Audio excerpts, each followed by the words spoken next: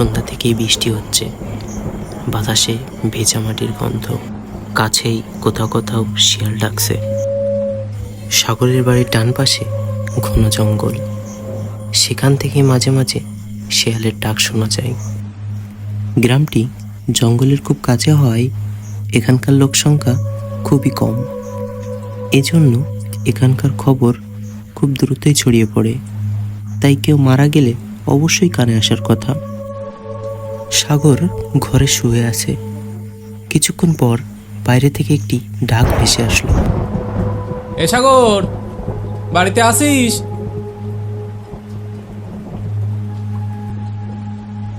সাগর ঝিমোতে ঝিমোতে উঠল। ঘরের দরজা খোলার জন্য গেটের কাছে আসতেই সে সজাগ হয়ে গেল। তার মনে পড়ে গেল, মুরব্বীরা বলে কারোর একবার ডাকে দরজা খুলতে নেই, আর কেউ যদি ডাকের সাথে সাথে গেট খুলে দেয় তাহলে সব শেষ।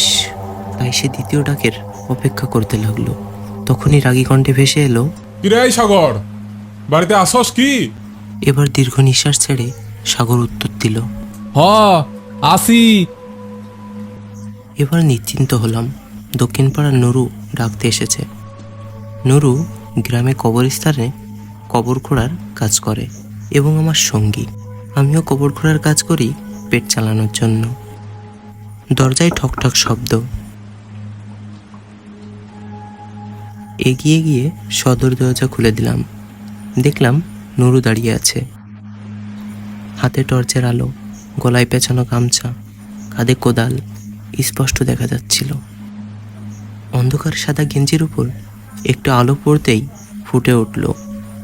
অবশ্য গেঞ্জির উপর আলো না পড়লেও চলতো, কিন্তু রাজুর মুখে আলো পড়াটা দরকার ছিল।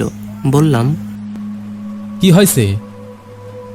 কবর খোঁড়া লাগবো, তাড়াতাড়ি চল। কেন, কেউ মরছে? আরে হ, শ্যামল কাকার ছেলেটা বিষ খাইছে। কস কি? হ, লোকজনের জানাজানির আগেই কবর দেওয়া লাগবো। টাকা পয়সা বেশি দিব নে, চিন্তা করস না। এক মুহূর্ত ভাবলাম, শ্যামল কাকা এই গ্রামের খুবই সম্মানী ব্যক্তি। তার সম্মান রক্ষা করলে অবশ্যই উপরে কিছু ইনকাম করা যাবে। দ্রুত গামছা গলায় জড়িয়ে কোদাল কাঁধে নিয়ে আস্তে আস্তে বের হলাম। বাইরে তখনও ঝুমঝুম বৃষ্টি। জঙ্গল পার হলে বাঁশবাগানের ভিতর দিয়ে একটু হাঁটলেই সামনে কবরস্থান। দুজনেই হাঁটছি। হাঁটতে হাঁটতে জঙ্গল পার হয়ে দূর থেকে দেখতে পেলাম বাঁশবাগান। বাঁশবাগানটা আজ অন্যরকমই লাগছে। কিছুদিন হেঁটে যেতেই বাঁশবাগানের ভেতর ঢুকে গেলাম। এর আগেও অনেকবার বাঁশবাগানের ভেতর দিয়ে শ্মশানে গিয়েছি, কিন্তু আজ এত ভয় লাগছে কেন? আর কেনই বা শরীর কাঁপছে? মনে মনে ভাবছি আর হাঁটছি। বাঁশবাগান পার হলেই শ্মশান। হঠাৎ দেখলাম বাঁ পাশের পাথরের নিচ থেকে কয়টা শিয়ালের চোখ চকচক করছে। অতটা পাত্তা দিলাম না, কিন্তু সহ্য করতে না পেরে টর্চ লাইট মারলো রাজু। সঙ্গে সঙ্গে উধাও। কোথায় শিয়াল? ম্যাচের কাঠি বের করে একটি বিড়ি ধরালাম। সামনে কবরস্থান দেখা যাচ্ছে। ততক্ষণে বৃষ্টিটা একটু কমেছে। বললাম, নুরু, নিবি একটা? নুরু আর কোনো কথা না বলে কবরস্থানের ভিতরে ঢুকে পড়ল।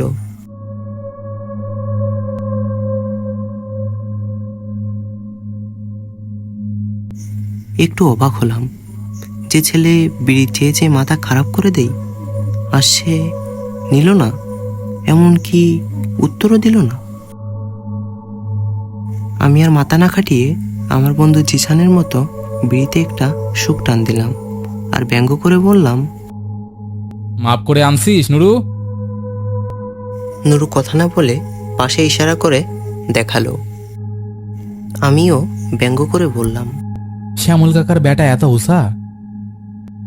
নুরু কিছু না বলে একটা মুচকি হাসি দিল। আমিও ঠাট্টা করে বললাম, এরে হাসোস কেন, হাসোস কেন? নুরু আবারও কথার কোনো উত্তর না দিয়ে কাজে মন দিল। যাই হোক, আমিও মনে করলাম সময় নষ্ট করে লাভ নেই, তাড়াতাড়ি কবর খুঁড়ি। এরপর আবারও বাঁশ কাটতে হবে, অনেক কাজ। টর্চটা জ্বালিয়ে রেখে দ্রুতই মাটি সরিয়ে ফেলেছিলাম। আবারও টিপটিপ বৃষ্টি শুরু হয়ে গেল। কিছু একটা দিয়ে কবর ঢাকতে হবে, না হলে পানি জমতে পারে। এই নুরু, পলিথিনটা আনতো। আগের মতো কথার কোনো উত্তর দিল না। আমি কিছু কথা বলতে বলতে ওর দিকে তাকালাম। ও মা, দেখি নুরু নাই। একটু আগেই না দেখলাম ওকে।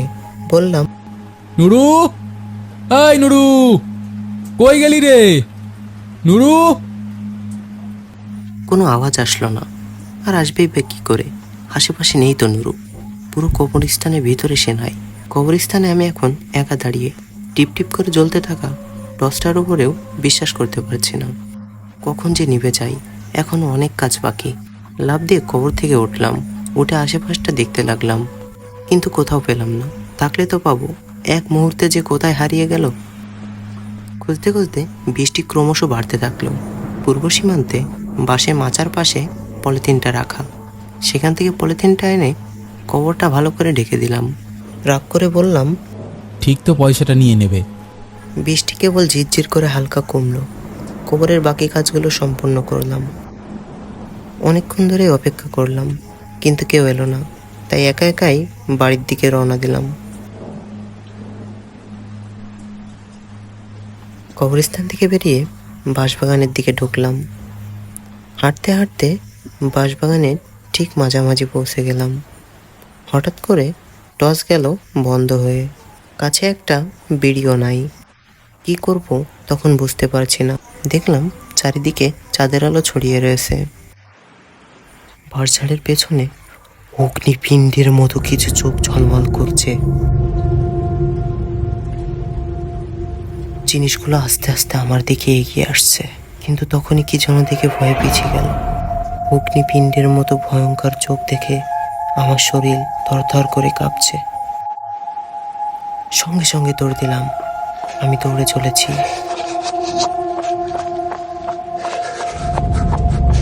দৌড়তে দৌড়তে বাঁশবাগানটা পার করলেই আমার চোখ গেল পিছনে। দেখলাম অগ্নিপিণ্ডের মতো চোখগুলো আমার দিকে ধেয়ে আসার ব্যর্থ প্রচেষ্টা চালিয়ে যাচ্ছে।